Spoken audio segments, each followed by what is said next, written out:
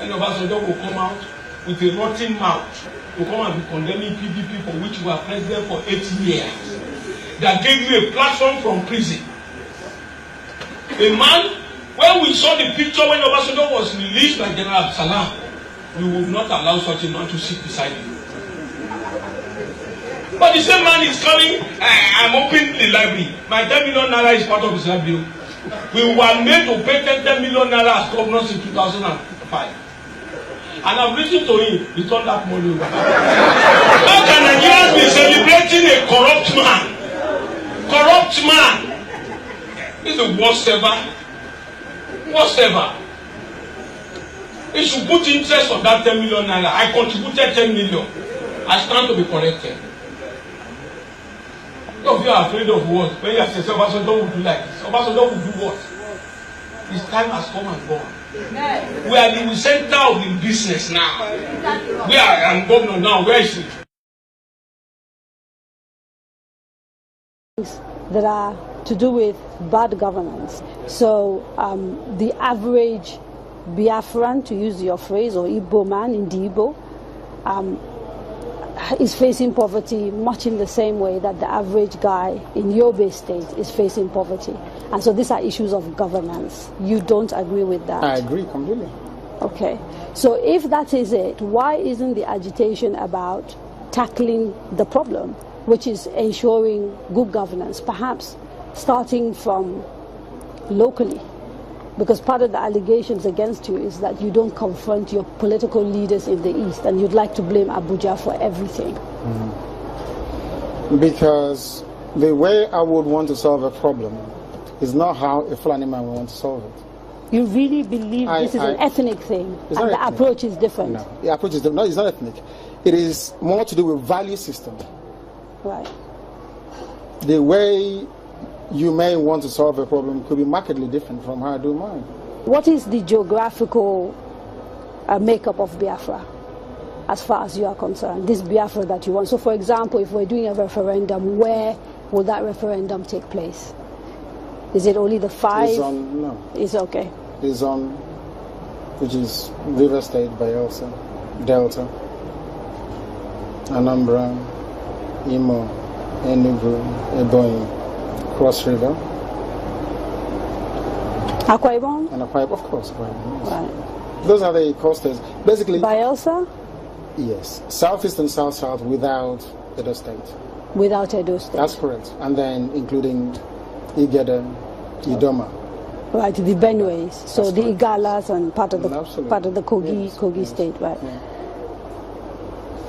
Nyosom Wike, the governor of Anambra, sorry, the governor of River State, made a statement, I think it was yesterday or the day before yesterday, and said, you know, you should not be including River State. It's for and the people of River State to decide, people. not him. I can't decide for Biafrans. They have to go and vote and convince the whole world that they want Biafra. It's not for instance, it's only one man, one vote. What if they're not even willing to take part in the referendum? Because I've had people from the South, for example, from Bayelsa. I've had people from Cross River. I think there's a famous actress, Kate Henshaw, for example, wrote a long piece about why people of the South don't want to be dragged into a place called Biafra. You're saying, regardless of what they say, you want a referendum in those parts? Because I know the majority of the people want a referendum. I was in Iguacha yesterday. How do you know? I was there yesterday. I was in Iguacha yesterday. You call Port Harcourt. I was there yesterday. I should have been there to see what happened. Now, they were delighted to see me. I'm sure you know that. It's all over the place. They're very happy to see me. I bet Kate Henshaw wouldn't get such reception. Where she to go to? She's a big, popular Nollywood actress. I wouldn't necessarily. I'm telling you, if I go to her village, people will turn out to see me more than turn out to see her.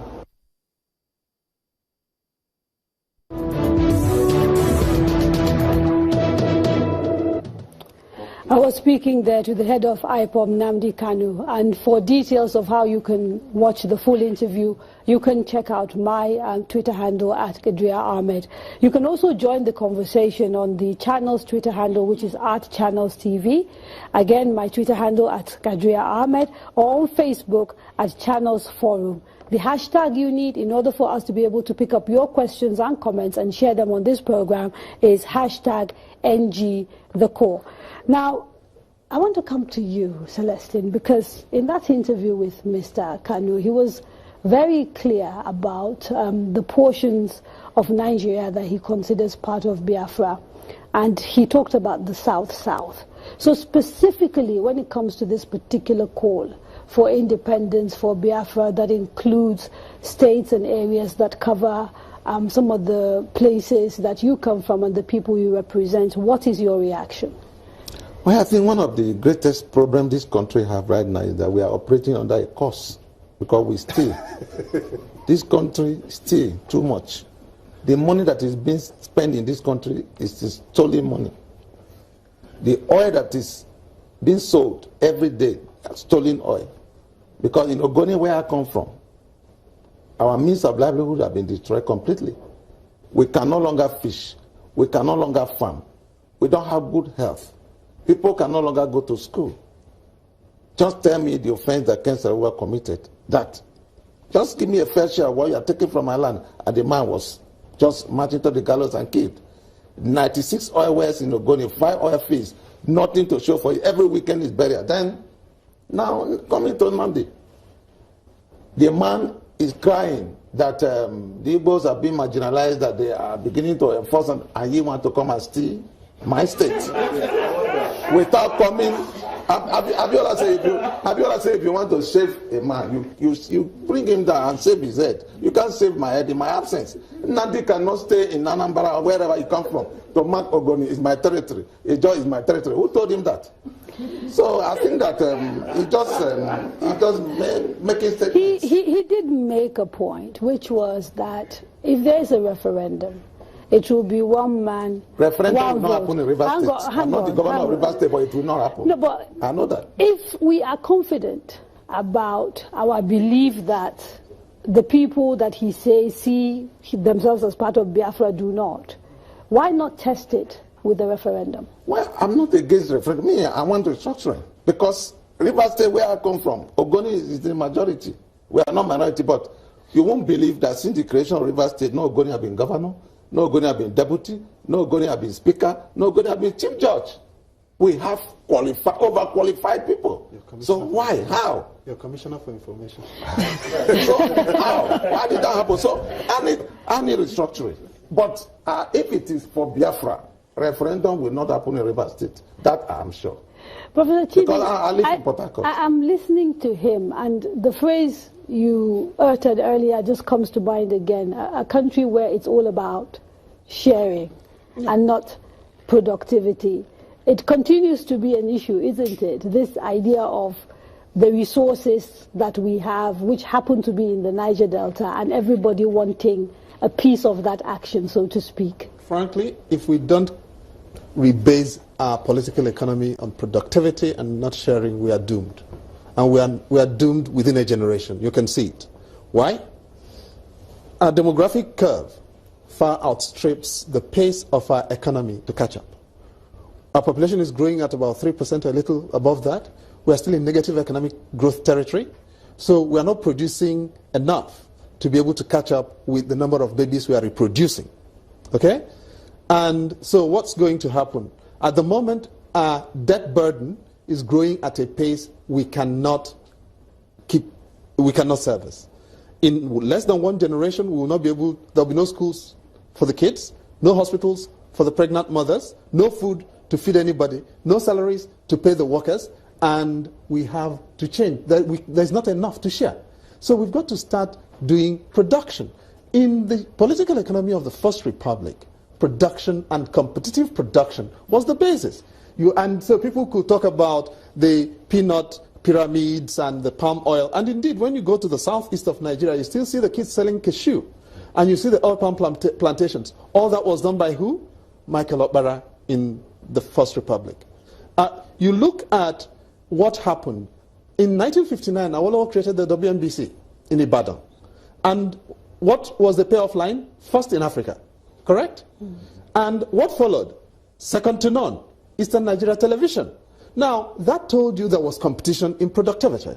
And I think we can recreate that country in which there is pride in the person in Yobe about what they produce, and they can bring it to the country. And the person in Kebbi, and now you're seeing rice coming from Kebbi, you see the person from Lagos, you see the person from Enugu, and all of us bring something to the federation, and not this destitution of every Nigerian. And it's that destitution of all of us that brings the notion of pauperization and marginalization. We can change it. Now, Odia, let me bring you in here, because, I mean, we can't run away from the fact that Nigeria isn't working. It really isn't. 50 years after independence, and nobody is happy. You know, there are those who are sort of shouting louder than others. We have minorities within the South-South, within the Southwest, in the North. North Central is an issue. We have Middle Belt, all of that. And we sort of have talked about, it's 50 years of independence, trying this, trying that. And Nnamdi said it's too late. And that actually maybe the solution is to allow people to just decide for themselves and move away. What do you think, given the level of failure? Given the level of failure, we... For the leadership of Ohanese Nnamdi, I was elected as President General of Ohanese, along with 16 other members of the National Executive Committee, to lead our organization for the next 4 years. Our mandate was profound and humbling. We are grateful to Nnamdi for the enormous trust and confidence which they have reposed in us. Nigerians of all ethnic nationalities have joined us to celebrate the outcome of this election. They have congratulated us for holding a peaceful election and for voting in an improved quality of representation from all Igbo-speaking areas. Let me therefore congratulate the last National Executive Committee of Ohanese, led by Chief Gary Igariwe, for putting together this successful exercise. In particular, I'd like to place on record our gratitude to the Electoral Committee, led by Professor Anya Owanya and Professor ABC Musu, for a transparent and credible election. Equally commendable is the complete unanimity of all the governors in all Igbo-speaking areas in supporting the just concluded elections and ensuring effective representation of their various states at the General Assembly. I acknowledge with thanks the messages of congratulations we received from other socio-cultural organizations and prominent Nigerians, including but not limited to Afenifere, Arewa Consultative Forum, PANDEF, Chief Edwin Clark, General Abdul Salami Abubakar, Alhaji Atiku Abubakar, Governor Lieli Mope, His Eminence John Cardinal Omaekon, Archbishop Matthew Kuka, and Governor Obon Victor Atta. Of notable mention is the unanimous solidarity of the Southeast Caucus of the National Assembly, led by Deputy Senate President, distinguished Senator Ike Ekweremadu. We thank them most sincerely. More important, I cannot fail to acknowledge the timely and cheering congratulations of His Excellency the President of the Federal Republic of Nigeria, President Muhammadu Buhari. Mr. President, in his message of congratulations, expressed his readiness to work with the new Ohanese leadership. We salute the President for his kind hand of fellowship at a time when Igbo have great concern about their participation and treatment in the Nigerian states. This hand of fellowship offered by Mr. President, I believe, will enable us to engage him meaningfully and find an early resolution to our extant misgivings. Igbo in today's Nigeria face many problems. Under the current federal government, Igbo representation is abysmal and fall extremely short of the constitutional provisions for the reflection of federal character in the appointment into important government positions. No arm of government, namely the executive, judiciary, or legislature, is headed by an Igbo. No section of the armed forces or paramilitary organization is headed by an Igbo. Neither the Supreme Court, Court of Appeal, Now the Federal High Court is headed by an Igbo. We know the history of this country when a lieutenant colonel was appointed to the position of Chief of General Staff over and above his superiors just to ensure ethnic balance. We know when a Minister of Justice and Attorney General of the Federation was appointed Chief Justice of Nigeria just to ensure ethnic balance. We know when a former military head of state was drafted to run for president just to douse ethnic tensions. What is very perturbing is the public declaration of Mr. President that his appointments must favor the states that voted overwhelmingly for him and those he trusts, even against the provisions of our Constitution relating to federal character. One is at sea why Ndibo, who campaigned and voted for Mr. President, appear not to be trusted. No wonder he defied the zoning structure of his party and appointed a non-Igbo man as Secretary to Government of the Federation. No wonder the ministries with lead capital votes are once assigned to Igbo. No wonder he nominated ambassadors for confirmation to the National Assembly, naming 3 ambassadors for some states and only 1 ambassador for each of the Igbo states. No wonder 1 year and 8 months into his tenure as president, he has not visited any Igbo states. While we bemoan this patently discriminatory treatment of Igbo in appointment into political positions, addressing of capital projects is perhaps more pathetic. No railway construction is going on in Igbo land. The Enugu-Port Harcourt and Enugu-Onitsha expressways have become national embarrassment. State governors in Igbo states now rehabilitate federal roads in Igbo land from their lean budgets so as to keep alive mobility of factors of production in our region. Whereas 70% of power generated in China is from coal and 40% of America's power is from coal, the coal in Enugu, which is a federal resource, continues to lie unexploited. The Ebonyi State continues to bring up the rear in federally collected resources in spite of its mineral endowments of salt and lead. To make matters worse, on Tuesday, the 25th of October 2016, the President presented a $29.9 billion 3-year external borrowing plan to the National Assembly, which will potentially raise our total external debt to $41 billion in 3 years, and raise our debt to GDP ratio from 13.2% to 20.7%, without considering it fit to allocate a single project in this external borrowing plan to the Southeast. The economic strangulation of Ndibo has, over time, been perpetrated by the confining of mainland Ndibo to 5 states. Every other geopolitical zone in Nigeria has 6 and 7 states respectively.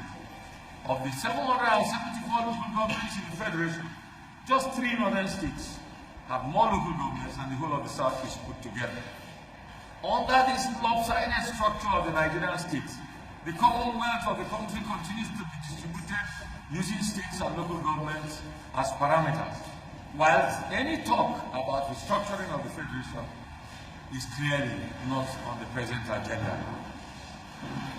The peaceful coexistence previously existing between peace-loving Fulani herdsmen who headed their cattle with long canes and our local farmers has been replaced by an era of AK-47 and rampaging herdsmen who kill, maim, rape our people, and destroy our farms.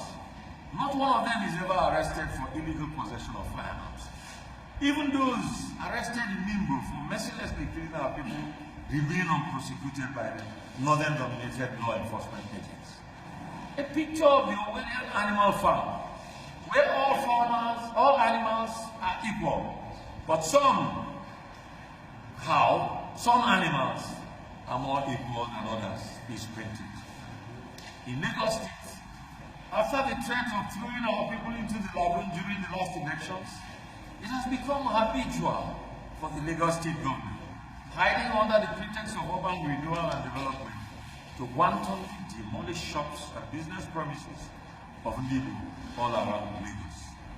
This happens notwithstanding the fact that a sizable percentage of the economy of Lagos State was built on free will investment of Nnamdi. I must at this juncture salute two eminent traditional rulers in northern Nigeria who have spoken up for Nnamdi. His Eminence the Sultan of Sokoto, whilst calling for the release of Nnamdi last year, praised the contributions of Nnamdi in Sokoto and described them as law abiding. His Highness the Emir of Kano, in a celebrated speech, spoke of the unwritten agreement between the North and the West to keep Nnamdi down as a result of the first coup and the war, and warned that this agreement must be reviewed as the Nnamdi who are now being punished are likely those who did not participate in the war. This brings me to the rise of MASOP and IPOB. Both organizations, no matter how divided they appear in public, are basically motivated by the same sense of outrage and bitterness. Our young men and women can no longer tolerate a second-home status in their own country. They can no longer forgive the president for arguing before he came into office that Niger Delta militants were meekly treated and tolerated by President Yar'Adua, while Boko Haram was harshly treated by President Jonathan, when his own law enforcement agents literally opened fire and maimed and killed unarmed MASOP and IPOB members. They see how returning Boko Haram members are absorbed and rehabilitated, while leaders of MAPOB and IPOB are incarcerated and mercilessly murdered. In their rage, they are becoming uncontrollable as they pass a vote of no confidence on us, their parents, describing us as cowards and compromised. Because the older Nnamdi will have seen the war, the last civil war, and its devastating consequences, they naturally hesitate to support any military action against the Nigerian state that might waste their children. Because Nnamdi business class is heavily invested in Nigeria outside Igbo land, they fervently believe in a united Nigeria, even if it marginalized politically. Consequently, polarization of Nnamdi between proponents of Biafra and proponents of restructuring of Nigeria exists. Both sides agonize in futility, giving the lukewarmness of the Nigerian leadership to either of their wishes. This is a ticking time bomb. As President General of Ohanese, I intend to extend my warm hand of paternity to IPOB and MASOP. They are my children. I shall never desert them. Their struggle is my struggle, even if we do not completely agree with their methods. In warfare, there are two types of approach: coercion and diplomacy. I completely favor diplomacy. The hand of fellowship which Mr. President has extended to our leadership gives me immense confidence that we can tame rising tempers. No one is listening to the other. Somehow we believe that our present situation can only be explained by marginalization and hatred. My people, the time for lamentation is over. Our continued cry of marginalization has become still. No one is listening to us anymore. I take up the challenge of this honorous assignment, confident in the fact that I know the Nnamdi that I will be sent. I am aware that in the DNA of the average Igbo person are both strands of ingenuity, resourcefulness, intelligence, and the ability to survive and thrive in the face of various odds and challenges. This is our gift from Almighty God, which has served us well again and again. Nnamdi constitute the arteries and the veins upon which the Nigerian economy thrives.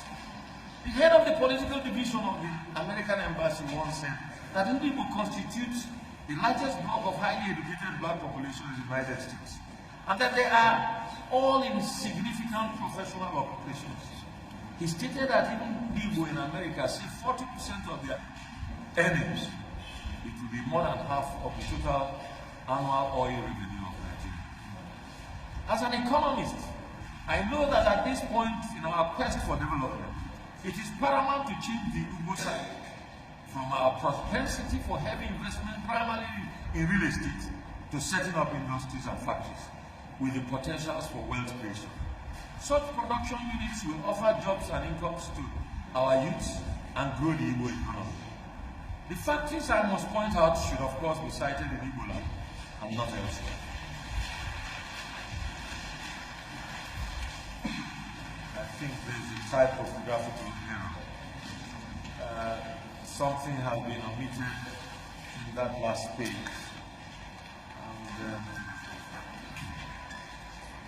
And I hope that science, as we have done it before.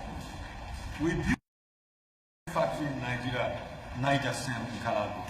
The second brewery in Nigeria, the Golden Guinness Brewery in Umuahia. The first building material industry in Nigeria, Tunners, asbestos, and iron and steel parts in MNA. The Port Harcourt Michelin tires, and legally the first indigenous university in Nigeria, the University of Nigeria. During this time, the World Bank recognized southeastern Nigeria as the fastest growing economy in Africa. We can do it again.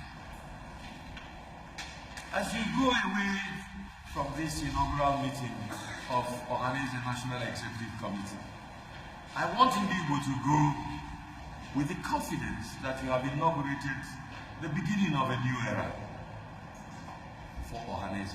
A new era of transparency and accountability. An era for the repatriation of Igbo capital for the building of a new economic infrastructure fund. An era of sustained and active fight for the restructuring of our federation. An era of a strong and all-evolving Ohanese. On my part as President General, I promise that I shall stand up for you. I will fight for you. I am ready to sacrifice for you, and if necessary, die. I pray for your support. I ask for your prayers. May the Almighty God help us. Thank you for your kind attention.